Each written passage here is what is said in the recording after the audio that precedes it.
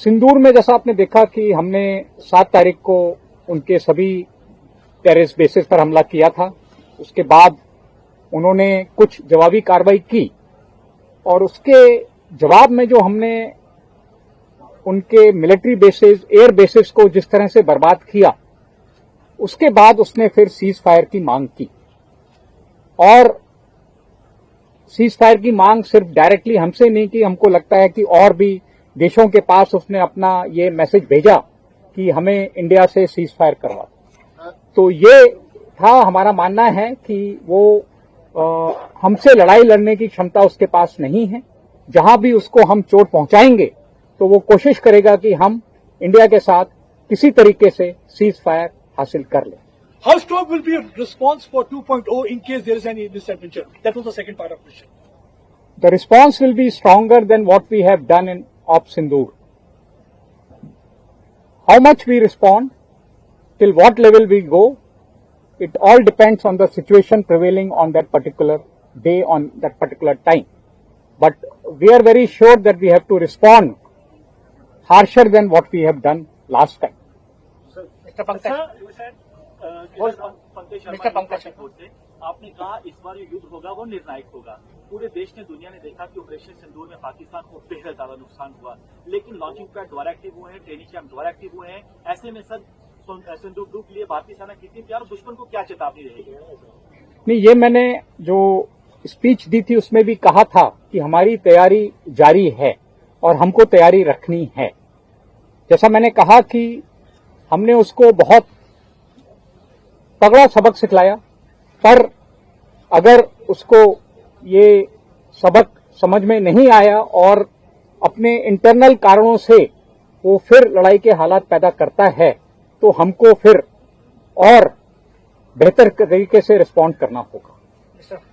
Sir, you said Pakistan approached some nations for a ceasefire because the US president has been saying that he was the person who mediated for the ceasefire. Is it right, sir? Cease fire का जो प्रकरण है, जो हमारा पाकिस्तान से बातचीत हुआ था 7 तारीख को हमले के बाद, हमारे डीजीएमओ ने मैसेज भेजा था कि हमने अपनी कार्रवाई पूरी कर ली है, अभी हम बात करना चाहते हैं, पर उसने उस समय बात करने से इनकार किया। और उसके बाद जैसा आपको पता है, अगले 88 घंटे जो लड़ाई हुई और उसके बाद उसने फिर हमको अप्रोच किया। जब उसके मिलिट्री बेसिस पर बहुत ज्यादा नुकसान हुआ तो उसके डीजीएमओ ने फिर हमारे डीजीएमओ को अप्रोच किया कि हम बात करना चाहते हैं, और उस बातचीत में सीज फायर का जो मसौदा था वो तैयार हुआ। तो सीज फायर का जो क्रम है वो इसी तरीके से है कि उनके डीजीएमओ ने हमारे डीजीएमओ को रिक्वेस्ट किया सीज फायर के लिए, और हमारी गवर्नमेंट ने डेलिब्रेशन के बाद उस रिक्वेस्ट को एक्सेप्ट कर लिया। सर, 7 तारीख को जब ऑपरेशन सिंदूर के तहत हमने जैश और लश्कर के हेडक्वार्टर्स को पूरी तरीके से डिस्ट्रॉय किया, उसके बाद अब ये जानकारी दोबारा से निकलकर सामने आ रही है कि उसको दोबारा से रीबिल्ड किया जा रहा है। सेना के पास क्या कुछ जानकारी है इस बाबत से? नहीं, हम उसकी जहां भी इस तरह की हरकतें हैं, कार्रवाई हैं, हम उस पर पूरा नजर रखे हुए हैं और हमको इस बात का ज्ञान है कि वहां पर क्या कार्रवाई हो रही है, वो किस तरीके से अपना टेररिस्ट बेसिस को अगर रिजुविनेट कर रहा है या दोबारा से इकट्ठा करने की कोशिश कर रहा है, तो हमें उसकी जानकारी हासिल है और जो हमारा प्लान है वो हम उसके लिए बना रहे हैं। Sir, Gursimran from Republic TV. Sir, सवाल की 2 पार्ट्स हैं। एक तो सर आपने कहा कि Pakistan state is being ruled by their military leadership and what all is being done is just to make that they are relevant. Sir, how do you see this, sir? And then I ask. No, this I said in my speech also, that Pakistan military leadership wants to remain relevant. They don't want the politicians to take over the power. So the relevance of Pakistan military leadership comes through a state of confrontation with India. So their aim is to maintain this state of confrontation. So despite lot of our peace efforts, we have done it number of times. You are aware Mr. Vajpayee went to Lahore in bus, but then Kargil happened.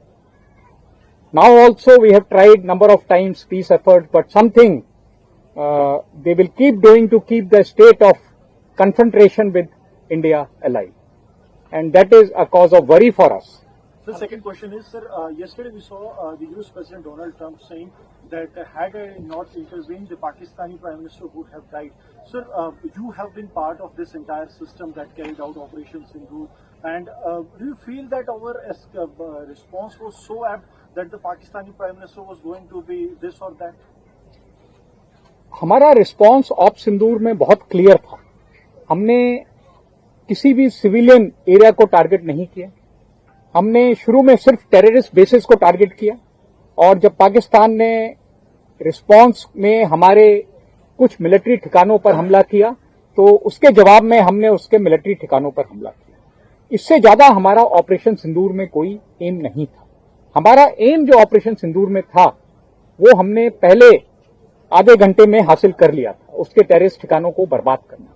उसके बाद की जो कार्रवाई थी वो पाकिस्तान ने क्योंकि हमारे बेसिस पर हमला किया तो हमने फिर उसको सबक सिखाना था, और उसके बाद की कार्रवाई उस कारण से हमने उसके जो मिलिट्री बेसिस और एयर बेसिस पर हमला किया. सर, अंकित टाइम्स नाउ से मेरा सवाल आपसे है, ऑपरेशन सिंदूर में हमने देखा था कि किस तरीके से भारतीय सेना ने आतंकियों के कई टेरर कैंप्स, लॉन्च पैड्स तबाह किए.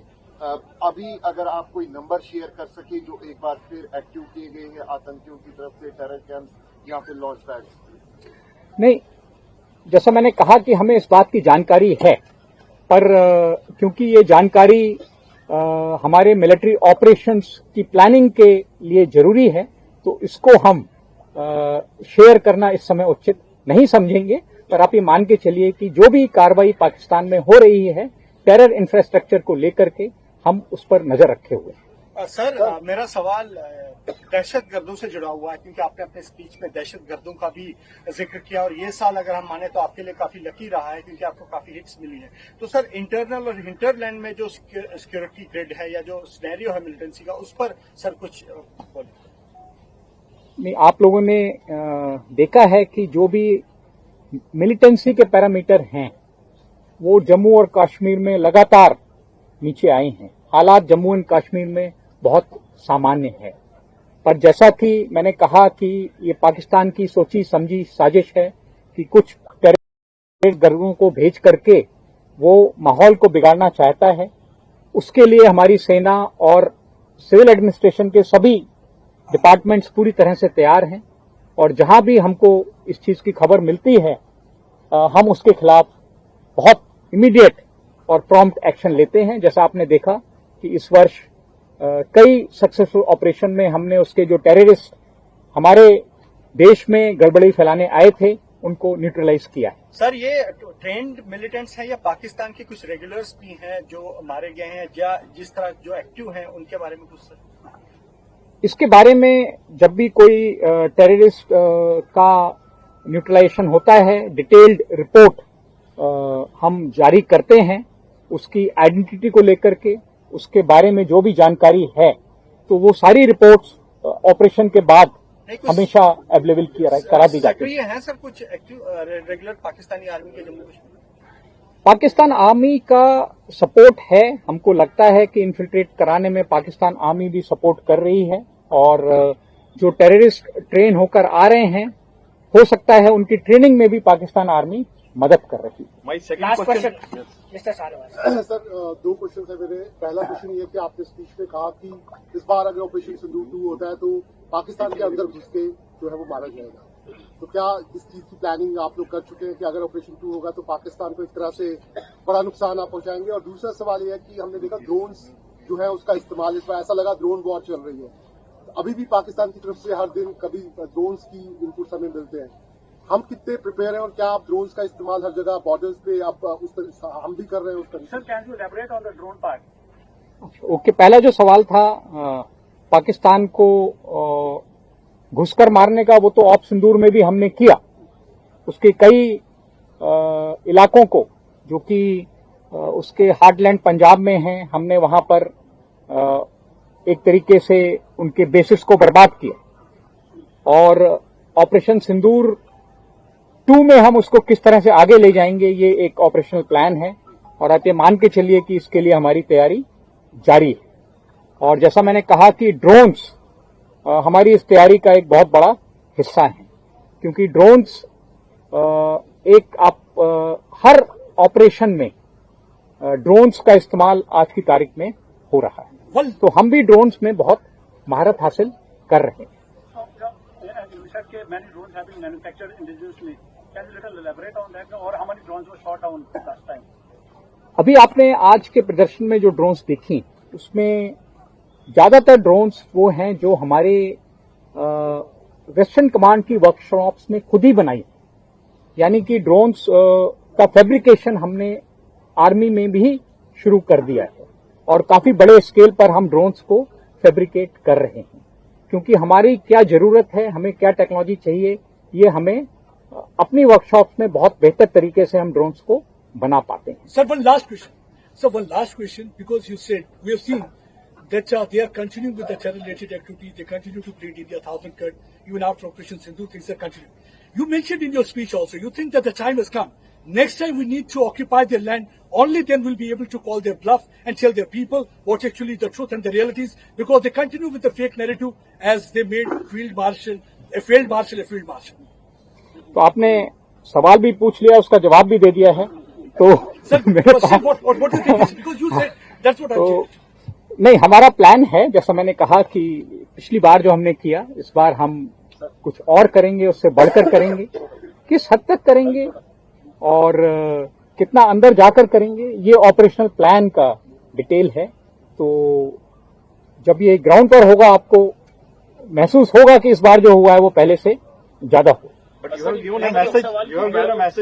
सर, भैरव बटालियन और असली प्लाटून जो है हाल ही में इंडक्ट की गई हैं, ऑपरेशंस में कितना ये मदद कर रही हैं और अभी और आने वाले दिनों में किस तरह से आपको लग रहा है और स्ट्रेंथन करेगी इन ऑपरेशन? ये जो नए ऑर्गेनाइजेशंस हमने बनाए हैं, क्योंकि हमें लगा कि ड्रोन्स का इस्तेमाल बहुत जरूरी है, तो हमने हर यूनिट में ड्रोन्स को इस्तेमाल करने के लिए सब यूनिट्स यानी छोटी टुकड़ियों को शामिल किया है। तो अश्विनी प्लाटून ये एक इन्फेंट्री बटालियन की छोटी टुकड़ी है जो ड्रोन्स में महारत हासिल करी, और ये हर एक रेजिमेंट में, आर्टिलरी के, आर्मर्ड के हर रेजिमेंट में इस तरह की टुकड़ियां आएंगी जो ड्रोन की लड़ाई में महारत हासिल करेंगी।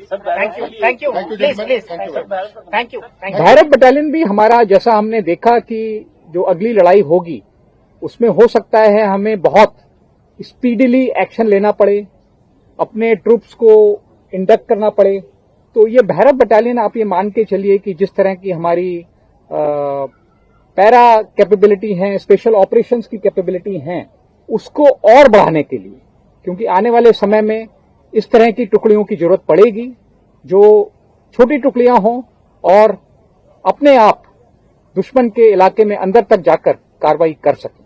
तो भैरव बटालियन भी उसी तरह की एक टुकड़ी। Thank you. ऑपरेशन सिंदूर हम ऐसे करेंगे कि हम अंदर जाएंगे और क्या होगा, तो क्या फिर कोई अमेरिका, फिर कोई रशिया आ जाएगा बीच में, और फिर 24 घंटे के अंदर इसमें आर्मी, देखिए अमेरिकन राष्ट्रपति बार बार वो मजाक उड़ा रहे हैं कि भाई अमेरिका वो हमने 200, मैंने कहा कि साहब आपको हमने 200% वो टैरिफ लगा देना, इसलिए दोनों सांसों ने नहीं साहब। तो इसमें इंडियन आर्मी क्या कोई हरस फील कर रही है उसके शौर्य को, उसकी ताकत को?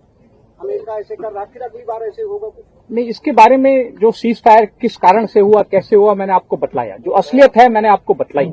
उसके बाद मीडिया में क्या बयान आ रहे हैं उस पर मैं कमेंट नहीं करना चाहता।